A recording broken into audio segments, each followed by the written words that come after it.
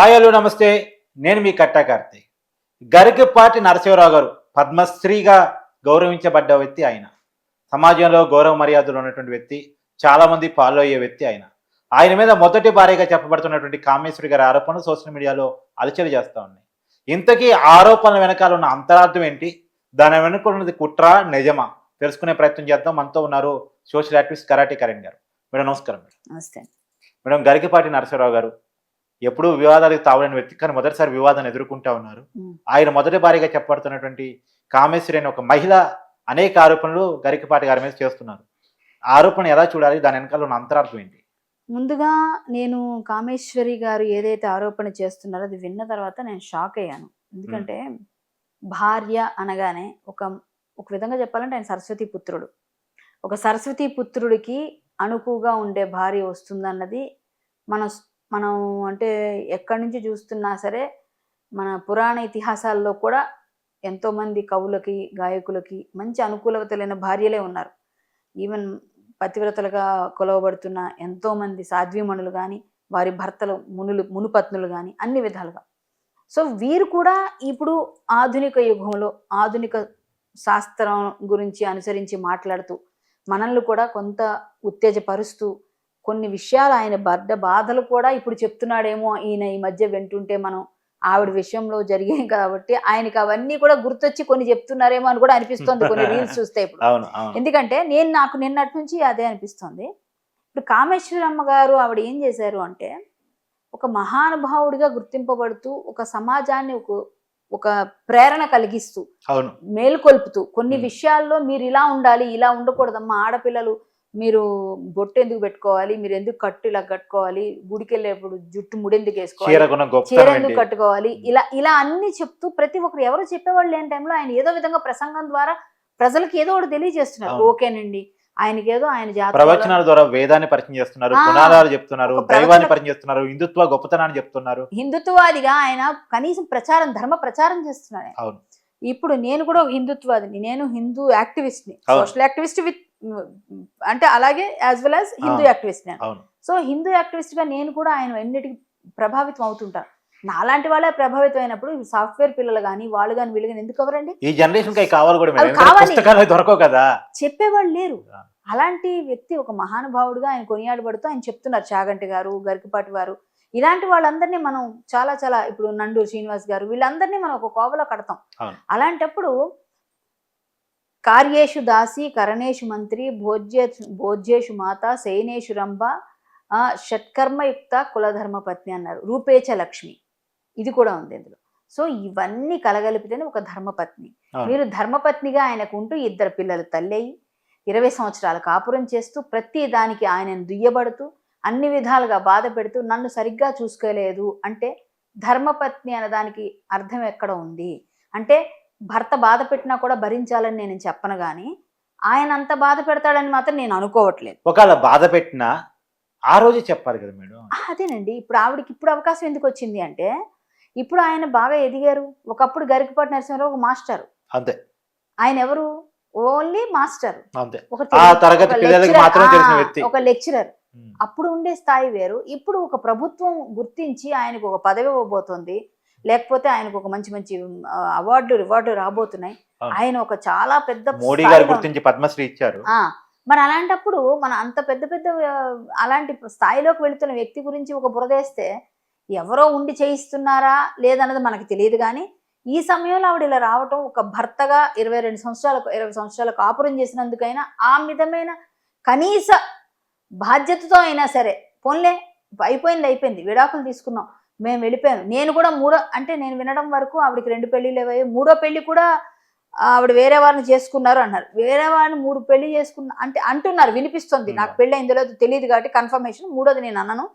3వ పెళ్ళో 4వ పెళ్ళో 10వ పెళ్ళి అనవసరం సార్. చేసుకున్న తర్వాత ఆవిడకు మాట్లాడే హక్కే లేదు. ఫస్ట్ ఆఫ్ ఆల్ ఒకసారి డైవోర్స్ అయ్యి తీసేసిన తర్వాత అంటే భారతీయ వివాహ వ్యవస్థలో డైవోర్స్ అనేది తీసుకోకూడదు అన్నది ఆ కాలం నుంచి చెప్తున్నారు. కానీ ఇప్పుడు మన కాలానుగుణంగా డైవోర్సులు జరుగుతున్నాయి, విడిపోవడాలు జరుగుతున్నాయి, సపరేట్ అయిపోతున్నారు, మళ్ళీ పెళ్లి చేసుకున్నారు. అవన్నీ కామన్ అయిపోయినప్పుడు ఇప్పుడు మనం ఇక్కడే ఉన్నాం, ఆధునిక యుగంలో ఉన్నాం. కానీ మనం పాత ఎక్కడో రాతి యుగంలో లేము. అలాగే మన అందరం కూడా ఆ విషయాన్ని మనం గుర్తెరిగి ప్రవర్తిస్తే ఇప్పుడు ఆమెకి డివోర్స్ అయిపోయిన తర్వాత ఈయన ప్రశ్నించే హక్కు లేదు. ఇప్పుడు నేనే తీసేసుకున్న తర్వాత నేను ఎలా ప్రశ్నిస్తాను? అంతేగా. ఆ హక్కు నాకెక్కడుంది? అది నేను పోగొట్టుకుంటేనే కదా నేను డివోర్స్ తీసుకున్నాను. అంటే విడిపోయిన భార్య యాక్చువల్గా చాలాసార్లు చెప్తారు, విడిపోయిన భార్య విడిపోయిన తర్వాత వాళ్ళకి వేరే పెళ్ళిళ్ళు అయిపోయిన తర్వాత మనం అసలు అటువైపు ఆ పాత జ్ఞాపకాలు కానీ ఏవి ఉంచొద్దు, అన్ని తీసేయండి అని చెప్తారు. ఎందుకంటే ఇలాంటివి వస్తాయి. ఈవిడ ఎందుకు పెట్టుకున్నారు అంటే ఈయన మిమ్మల్ని అంతగా ఇబ్బంది పెట్టి ఉంటే అప్పుడు ఎందుకు చెప్పలేదు మీరు? ఆ రోజు ఎందుకు రాలేదు మేడం? ఇక్కడ కూడా ఒక తల్లిగా బాధ్యత అంటే పిల్లలను ఆవిడ దేనికి పనికిరారు సార్ అనకూడదు, కానీ ఒక ఆడదాని కానీ అనకూడదు, కానీ భార్యగా ప్రవర్తించలేదు, భార్యగా నీ బాధ్యత నిర్వర్తించలేదు, తల్లిగా అసలు ముఖ్యంగా చెప్పాలంటే తల్లిగా తల్లి మీద మాతృమూర్తి అనే స్థానాన్ని ఇచ్చినప్పుడు ఆ మాతృత్వాన్ని నువ్వు ఏ విధంగా నిలబెట్టుకున్నావమ్మా? ఏ విధంగా నిలబెట్టుకున్నావు? మాతృమూర్తిగా నువ్వు ఒక ఉద్భవించడం, అందరూ మాతృమూర్తులు అయిపోతారు, కానీ ఒక ఆడవాళ్ళు మనం మాతృమూర్తిగా అభివర్ణిస్తాం. ప్రతి పిల్లని అలాగే అంటాం మనం. ప్రతి ఒక్కరిని ఒక మాతృమూర్తిగా చదువుకున్న వ్యక్తి మనం ఒక మాతృమూర్తిగా అభివర్ణించడం అనేది మన సంప్రదాయం, సంస్కృతి. అలాంటిది ఒక మాతృత్వానికి ప్రతీకగా మీరు ఇద్దరు పిల్లలకు తల్లి అయ్యారు. ఇద్దరు పిల్లలకు తల్లి అయిన తర్వాత మీరు ఏ విధంగా మీరు పిల్లలకి తల్లిగా ఆలనా పాలన చూడకుండా, వాళ్ళ బాగోగులు చూడకుండా, వాళ్ళని పెద్దవాళ్ళని చేయకుండా, వాళ్ళకి ఒక ఇంటి వాళ్ళని చేయకుండా 22 సంవత్సరాల తర్వాత వచ్చి నా మొగుడు ఇలాంటి వాడు, నా మొగుడు అలా చేశాడు, ఇలా చేశాడు ఎలా నిందలేస్తారు ఒక వ్యక్తి పైన? అంటే ఆడవాళ్ళకి పవర్స్ ఉన్నాయి, ఏది చేసినా అయిపోతుంది. లేకపోతే మిమ్మల్ని ఎవరైనా డబ్బులు ఇచ్చి ప్రేరేపించి ఆయనకి ఇలా వస్తున్నాయి, ఇలా పెద్దవాడు అయిపోతున్నాడు, ఆయన కింద పడేయాలని చెప్పేసి ఎవరైనా చేయించారా? నా డౌట్లు అట్లా ఉన్నాయి, బయట అట్లానే ఎక్స్ప్రెస్ చేస్తున్నారు. అందువల్ల నేను అడుగుతున్నాను, ఆవిడ అట్లా చేయడం ఇప్పుడు ఎవరైతే రెండో ఆవిడ ఉన్నారో గరికపాటి గారు రెండో వైఫ్, ఇప్పటి వరకు ఎవరికి తెలియదు. శారద సహజంగా ఇప్పుడు చలికాలం నడుస్తుంది అనుకుంటాం, కలికాలం ఇది, చలికాలంలో కలికాలం వస్తుంది. అయితే ఇప్పుడు శారద గారు నిజంగా ఇద్దరు పేర్లు అమ్మవారి పేర్లో చూడండి, మళ్ళీ ఇద్దరు పేర్లు, ఆవిడ కామేశ్వరి అమ్మవారే, ఈవిడ పేరు శారదే. కానీ శారదమ్మ నిజంగా ఆయన ఇంట్లోనే కొలువై ఉంది, ఆయన గుండెల్లోనే కొలువై ఉంది ఇప్పుడు. కాబట్టి ఆయన మాట మీద వాక్కు పైన కూడా కొలువై ఉంది, ఇంట్లో కొలువై ఉంది. ఆ శారద గారు పిల్లల్ని తల్లిగా చక్కగా ఆవిడ విడిచిపెట్టిన తర్వాత పిల్లల్ని చక్కగా చూసి పెద్దవాళ్ళని చేసి పెళ్లిళ్ళు కూడా చేసి వాళ్ళ పని వాళ్ళు ఏదో చేసుకొని చక్కగా గుట్టుగా ఉన్నారు. ఇప్పుడు ఇవి వచ్చి ఆ ఇంటి గుట్టు అంతా రట్టు చేసి అవసరమా అండి? ఇప్పుడు అవసరం లేని పనికి అవసరం లేని పంచాయతీ పెడుతుంది ఆవిడ. అసలు ఆవిడకి అర్హత కానీ శాంటిటీ కానీ లేదు.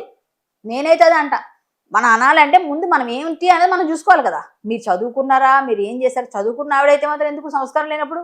ఇప్పుడు ఆయన అంత పెద్ద వ్యక్తిగా ఉన్నప్పుడు ఆయన ఏం తప్పులు చేస్తే ఎందుకు ఇంతకాలం ఊరుకున్నారు? 22 సంవత్సరాల తర్వాత వచ్చి నా మొగుడు ఇట్లా చేశాడు, నా మొగుడు అలా చేశాడు అంటే అప్పుడు ఎందుకు చెప్పలేదమ్మా? అప్పుడు ఎందుకు రాలేదు? నీ పిల్లల్ని తీసుకొని నువ్వు వెళ్ళిపోలేదు? పిల్లల్ని తీసుకొని ఎందుకు పెంచలేదు? పిల్లల్ని ఎందుకు నువ్వు సాకలేదు? మీరు చూసిన కేసులు మేము ఎవరు చూసుంటాం. సహజంగా మీరు కూడా చాలా డైవర్స్, చాలా గొడవలు చూసుంటారు. కానీ పిల్లల్ని తల్లి అడిగింది, నేను చూసుకుంటాను. కానీ ఇక్కడ రివర్స్ జరిగింది. రివర్స్ లో తండ్రికి తెలుసు కదండి, ధర్మం ఏంటో తెలుసు కదా తండ్రికి. భార్య వద్దన్నప్పటికీ కూడా ఆయనే వద్దనుకోలేదు.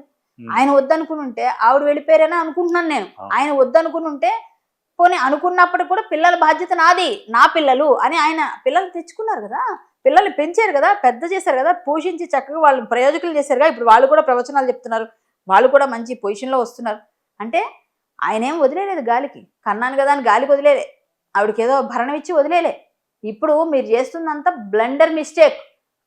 కామ్గా మీ పని మీరు చేసుకుంటే మీకు మర్యాద దక్కుతుంది.